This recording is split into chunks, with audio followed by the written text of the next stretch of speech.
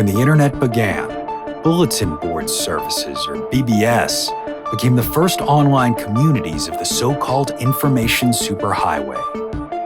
Using their phone lines, people logged in from all over America to talk about sports, games, movies, and on one BBS in particular, share their ghost stories. Over time, those communities all went dark, except for one lone server that continues to operate somewhere in an unknown part of Pennsylvania's Rust Belt. A relic of the 1990s, veiled in mystery, it is a digital archive of humanity's strangest encounters with the unknown, as told by the people who experienced them. My name is Brandon Schexnayder, and you are listening to Fear Daily.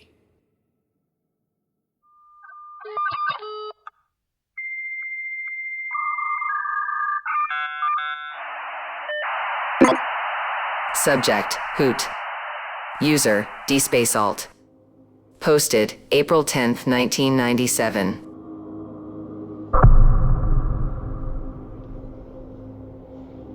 All my life, my dad has been a prankster, and it's such a pain. Mom says he used to be worse, so I guess I've got that to be grateful for. He's never been cruel to us or anything like that. It's just the jokes. Or at least what he thinks are jokes. When I was 8, he would move my Raggedy Ann doll around at night. From my bedroom to the living room, from the living room to the spare room. This went on for months, and each time he'd tell me it was because she worked the night shift at a chocolate factory. Why a chocolate factory? I couldn't tell you, and I doubt Dad could either. All this should give you some sense of the man my father is, and help you understand why, when I first heard the hooting, I thought it had to be him. My grandfather passed away last winter, leaving us the land in Okfuskee County where my mother grew up. The property is about an hour away from our house in Tulsa, 25 acres of tangled black walnut and pecan trees partially adjacent to Buckeye Creek.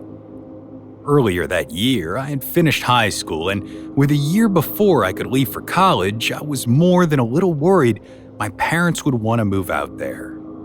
Thankfully, Mom and Dad decided a 2-hour commute every day wasn't a worthwhile sacrifice to save a little on property tax each year.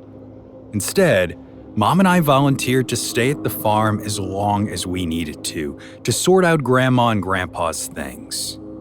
This was pretty cool for me because Grandma had died before I was born, and after that, Grandpa never wanted anyone to visit him, preferring to come into the city to see us.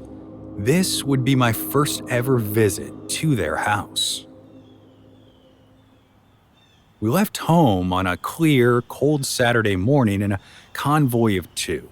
Me, Mom, and my dog Sandy in the lead, Dad bringing up the rear. The highway rolled past beneath us, taking us from flat farmland outside Tulsa to a stretch of densely overgrown forests that crowded in around the road, giving it an oppressive feel. Right away, I had 2 bad feelings. 1, that something was watching us, and 2, this had to be Grandpa's land. The second theory was proven correct when Mom slowed down at the same time as I spied a gravel driveway to the left, just wide enough for a truck to pass through. Being inside the forest did nothing to alleviate the dread I felt, and despite the sunshine, I jumped when a bare walnut branch scraped talon-like across my window. Sandy jumped too, giving me a look that suggested she wasn't any happier about the situation than I was. It only took a minute or so of driving to get through the trees, after which the land flattened out and I could see Grandpa's house. It was beautiful, practically a storybook farmhouse painted deep red, something Mom said he had done every summer, including this past one. Beyond the house, I could see 2 fair-sized outbuildings, also painted red, which Mom identified as barns. Grandpa's neighbors had kindly kept the driveway and parking area in front of the porch plowed, allowing us to pull in close. Dad in the truck wasn't far behind. Our plan was to get started over the weekend, with him leaving the truck for us when he went back into town on Sunday night. Mom and I brought the groceries in, while Dad carried snowy armfuls of wood for the stove. Once the fire was lit, the three of us began wandering from room to room like we were touring a museum devoted to mid-20th century rural American living. Sandy was less interested in the tour than we were, ignoring everything except for a patch of living room floor just inside the front door, from which she could see the snow-covered yard. The heaviness that had been with me since I'd first seen the trees stuck around, but the minutia of Grandma and Grandpa's lives was so interesting that I all but forgot about it. On a shelf in the living room, there was a music box Mom said Grandpa had brought back from the war, one of the last surviving pieces of a bombed-out house his unit had come across in the French countryside. In the mudroom was a heavy cedar chest containing Mom's baby blanket, soft and green, made for her by her own grandmother. This is how we spent the afternoon and first part of the evening, buried in the past.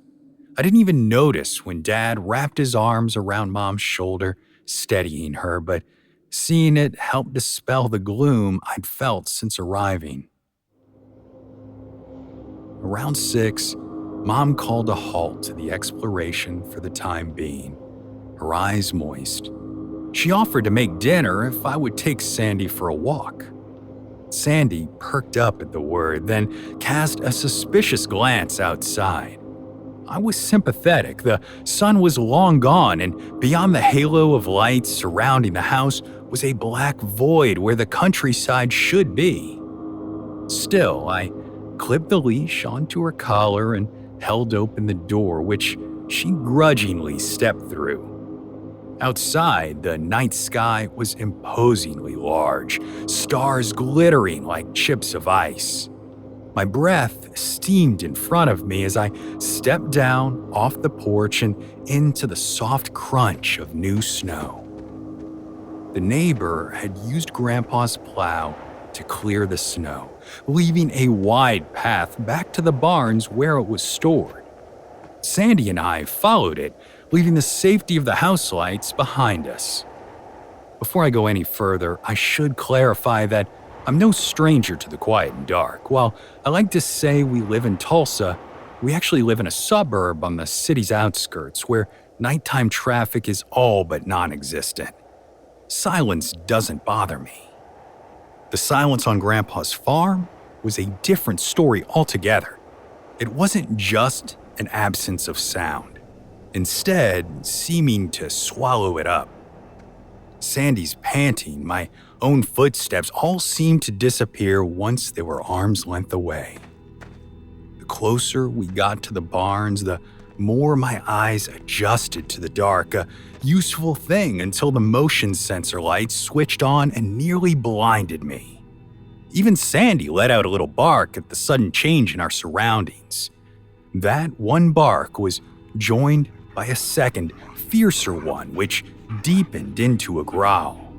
I tried to block out the glare, squinting to see what had gotten her so worked up.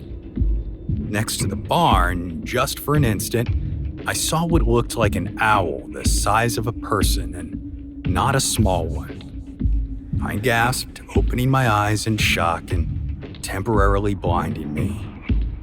Dots surged into my vision, and I tried to rub them away so I could look again.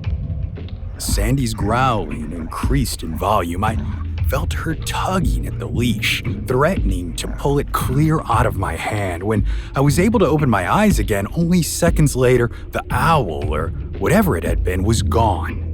I hightailed it back to the house. My parents were, shall we say, respectful, but skeptical. Mom suggested the motion light had startled me, and I'd misidentified the trees behind the barn as something sinister. Dad, of course, announced that we had discovered the Yakfuski Owlman and were going to be rich. Both annoyed me for different reasons, though I have to admit that the light and warmth of the house had me questioning my judgment. Maybe it had been my imagination. If so, why did Sandy get so worked up? We spent Sunday gaming out how the cleaning was going to go, which rooms would be empty and in which order. Would there be a pile for things to donate and for things to sell, or just a donation pile and a junk pile? Deliberations around questions like these kept my mind too occupied to think much about the night before, at least until late afternoon when the shadows began to lengthen. Once full dark came, the Owlman became all I could think about. Sandy, too, changed as night drew in. She went back to guard duty, sitting in the same patch of floor by the front door. When it came time for her walk, we were equally reluctant to go, and Dad's admonition to watch out for the Yakfuski owl didn't help. Outside, it wasn't as cold as it had been the night before, the sky hidden behind clouds. Fat snowflakes floated down, soaking everything they came in contact with. Instead of going toward the barn, I made an executive decision to trudge a path through what looked like reasonably shallow snow off to the right of the house. The biggest downside to my new route was that it brought us closer to the trees surrounding the house. In the half-light, their branches looked like spider webs outlined in white. The low hum of apprehension I'd felt since arriving hadn't ever really gone away, spiking with the previous night's incident at the barn, then ebbing until it lingered at the edge of my awareness like a phantom headache. We were underneath the canopy of branches when it spiked again, flaring into brilliance like the barn lights. Sandy stopped dead, a growl building in her throat. It was then I heard the hooting. It was ridiculous because this didn't sound like a real owl. It sounded like a man doing a poor imitation of what he thinks an owl sounds like. Another hoot so poorly disguised I would have giggled if not for the sourness in my belly and the snarl on Sandy's face. You had to give Dad credit, I thought. He'd managed to sneak out ahead of us without me hearing. That was some achievement given how quiet it was out there. I called him, complimenting his ninja skills and telling him he could come out. There was a moment of silence, then more hoots, closer than before. Again, I called out to him, louder this time. The hooting drew nearer, and there was the sound of footsteps in new snow from inside the tree line. Sandy was barking now, pulling at her leash like she wanted to sink her jaws into something before it could do the same to her. I decided to be angry instead of admitting how scared I was. I started shouting into the dark, telling Dad he was being a real asshole. A moment later, I heard the house's screen door bang open far behind me and my father's voice calling my name. The next hoot was so close, I should have been able to see someone or something, but it was just Sandy and I. She was losing her mind. Behind me, Dad called my name again, his voice closer this time. Another hoot. His footsteps were faster. He was running, telling me to step back. Why would I step back, I wondered. Dad's hand gripped my shoulder, yanking me away, Sandy yelping as she was pulled along too. The contact was like having cold water splashed on my face, and I could suddenly see what Dad had been shouting about. There, just feet from me at the edge of the forest shadow, was the Owlman I'd seen the night before. For an instant, his eyes glittered like distant stars. Then he was gone.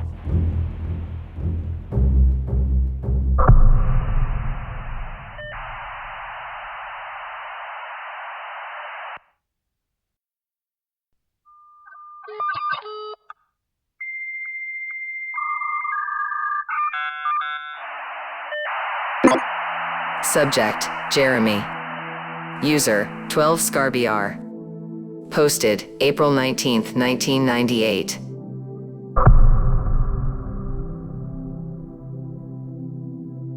To look at my life now, you'd never guess at my past. While I can't tell you my name, I can say that it's likely you visited things I've designed.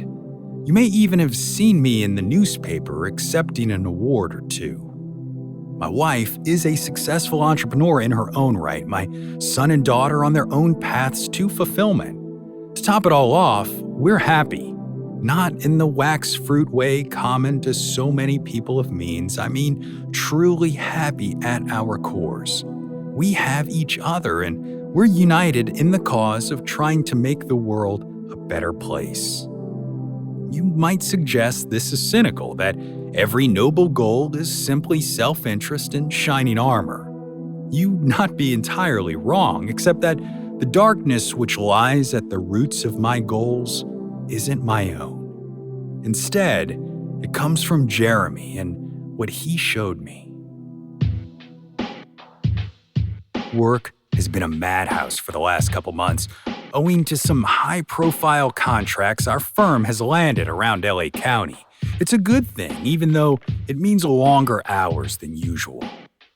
Last Monday, my schedule was so packed with meetings that I barely had time to grab lunch at the sandwich shop downstairs. For some reason, whoever designed our building, it wasn't us, I swear, didn't connect the lunch counter to the main lobby, so you have to go outside, walk 30 feet down the sidewalk, then come back in through their doors. In the summer, when the mercury really climbs, I'm not above inwardly cursing out whoever thought this setup was a good idea. I had just stepped out of the atrium when a kid on a skateboard whizzed past me, going way too fast. To look at him, he couldn't have been more than 16, wearing headphones attached to a Walkman in the pocket of his baggy jeans. Ordinarily, I'd just shrug this off. Kids will be kids after all, but the tension of my day's to-do list had me wound tight. Instead of moving on, I shouted after the kid so loudly it startled a few other business types nearby, and more importantly, enough for the kid to hear. He ground the tail of his board into the sidewalk, coming to a complete stop before turning around. The little bastard saw me standing there, my face red, and didn't even take the headphones off his ears. He flipped me 2 middle fingers and sneered. Something inside me snapped, my legs moving without me even consciously realizing what I was doing, and my face, I don't know what the expression on my face was doing, I just know it was enough to change the one on his. The kid went white, going from teenage braggadocio to childish fear in a second, and in that second, I remembered Jeremy. It was all I needed to come back to myself. I stopped dead in my tracks, giving the kid time to collect himself and get the hell out of there. It wasn't a proud moment. Violence was once an everyday part of my life. Sometimes in the service of selling drugs, sometimes to send a message on behalf of whoever was paying me, and sometimes just for its own sake.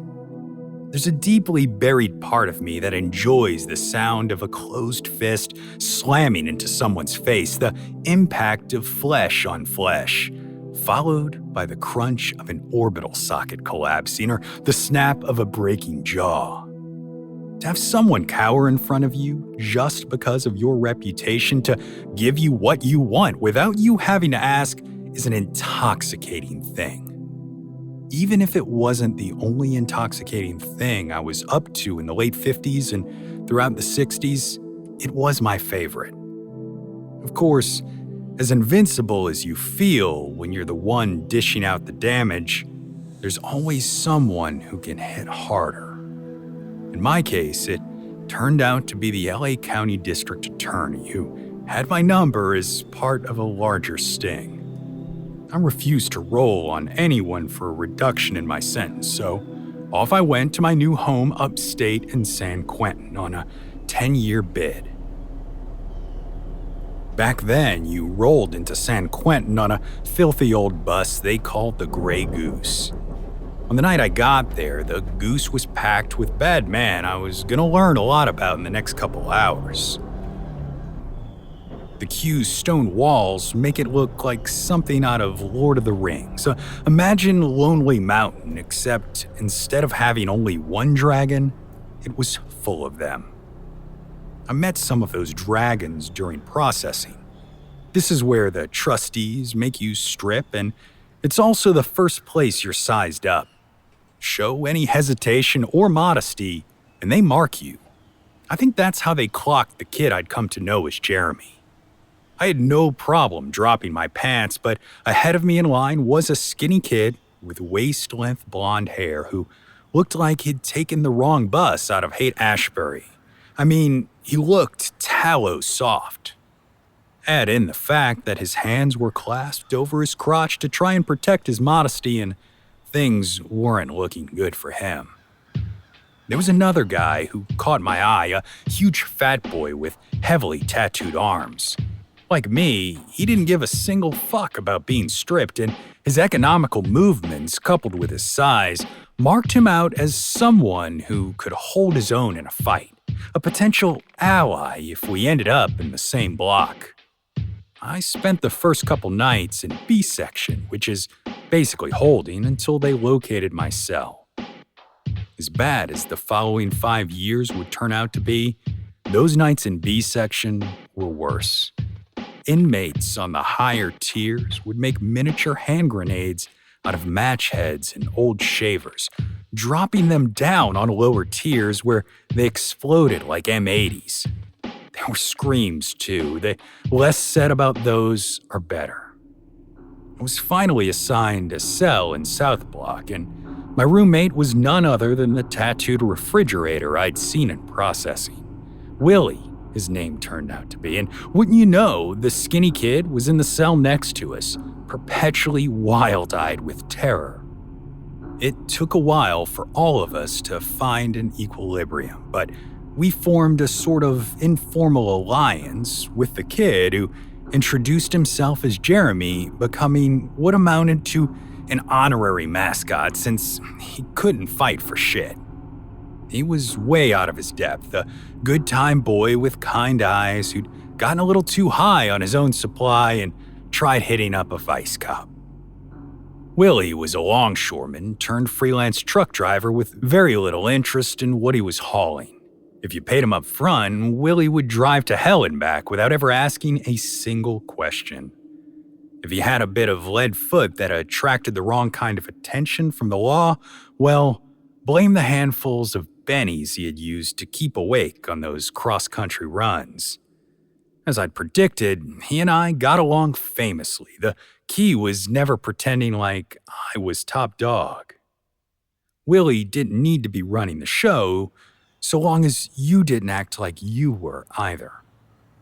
If B section in San Quentin is hell, then the yard is purgatory. The stone walls rise up so high around you, you're willing to believe there's no world left outside them. And if you had any persistent hopes or dreams remaining, North Block was there to put them to rest. North Block was home to death row and the gas chamber that waited at the end of it.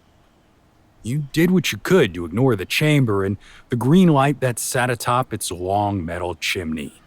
Lifted weights, talked shit with your people, watched each other's back. When that light went red, though, and the guards herded you back to your cells, there was no way to ignore what was going on. The state was killing a man. Even for someone like me who'd been party to a lot of violence, there was terror in knowing systematic, sanctioned murder you couldn't fight was only 2 button pushes away. As well as Willie, Jeremy and I got along. Jeremy wasn't so lucky with his own cellmate, Lester. Les was exactly the kind of creep who had cruised for victims like Jay on the outside. He was at that kid all the time. You could hear Jay telling him to stop, to leave him alone. We covered for him as much as possible, even gave Les a couple beatings for all the good it did. Thing is, when you're locked up in a room with someone all night and they want something from you, either you fight or they take it. Les took it. Again, the less said about those screams, the better. Jeremy was never the same after he was released from medical. I don't think it was what happened exactly from what he'd told us during yard time. That wasn't unheard of in his trade. I think it was his knowing that we'd heard it all. Of course, the fucking screws put him right back in with Les, and that prick was all too happy to have his roommate home. All of this happened in the 3rd year of my bid, shortly before Christmas. It's cold in San Quentin, colder than you can possibly imagine, and it makes it hard to sleep. You're easily disturbed by minor noises like your own cellie burping or farting or someone snoring down the block. The scream that jolted me out of my already troubled sleep may as well have been an air raid siren. It was so close that my immediate thought was that something was happening to Willie. I ducked my head underneath my bunk to see him looking as bewildered as I was. A second later, and the realization hit us at the same time. It was coming from Jeremy's cell. The sound went from choking screams to gurgling, as if someone was trying to breathe through a flooded snorkel. There was a soggy, tearing noise, then the stampede of approaching boots, guards coming to split skulls so they could put the block back to bed. I called out Jeremy's name, told Les to stay away from him, all of it lost in the shouting of the guards. The first one to actually see into Jeremy and Les's cell, projectile vomited onto the concrete floor. The next couple stood there, unable to comprehend what they were looking at. Me, I was almost crazed by the need to know what was happening only feet away. The protective instinct I'd felt toward the kid since befriending him was in overdrive. When they pulled him out, I saw it was too little, too late. Jeremy's eyes were closed. He was wearing only his white prison-issue boxers and t-shirt, or at least they used to be white. Now they were soaked a deep red, as if he'd been swimming in an ocean of blood. There wasn't a mark on him, and I knew it wasn't his blood. Willie called his name again, asking what had happened. In reply, Jeremy opened his eyes, and we both gasped. The clear blue eyes we'd come to know were gone, as if something had swallowed them up, leaving behind only blackness. Blackness and something gray that wriggled like a tadpole across the void where his pupils should have been. For the only time we were in stir together, Willie screamed. Jeremy, we'd later find out, had snapped during the night. Since no one heard it happen, we couldn't know what had provoked him. What we did know was that he'd ripped Lester apart with his bare hands, pulling his intestines out in great loops like party streamers. The gurgling I'd heard had been Les drowning in his own blood. While it was easy to find out what he'd done, I'd never been able to track down what happened to Jeremy after that. It might be more accurate to say what used to be Jeremy, because the last time I laid eyes on my friend, there wasn't a recognizable part of him left. What I saw that night, the pure savagery of it, the complete void where humanity had once existed, scared me more than anything else I'd experienced in a career of violence. In the weeks that followed, I decided that once I got out, I was going to build a new life for myself, and I have. Willie tried to do the same without as much success. The going got tough, so he got back into gobbling bennies on don't ask, don't tell cargo runs. Last I heard, he refused to turn over a load to a couple of hijackers and caught a bullet for his trouble.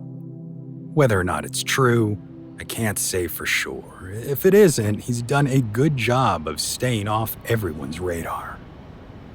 The rage I felt at that little bastard nearly running into me with his skateboard was a reminder that this new life is built on the remains of the old one. That for all my success, the animal in me is only ever 2 steps away, waiting for me to feed it. How many steps beyond that would it take for me to end up back in a cell? For the darkness that took Jeremy to take me too?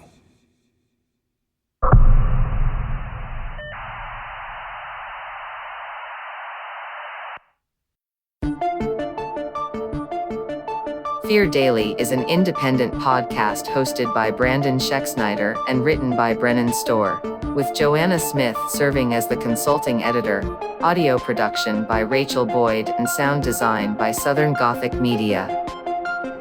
This podcast is a work of fiction. Names, characters, places, and incidents are either products of the author's imagination or are used fictitiously. Any resemblance to actual persons, living or dead, or to real events or locations, is entirely coincidental. Ad-free versions of Fear Daily are available now on your favorite podcast apps. For more information, visit feardaily.com. But move fast, before the server goes offline.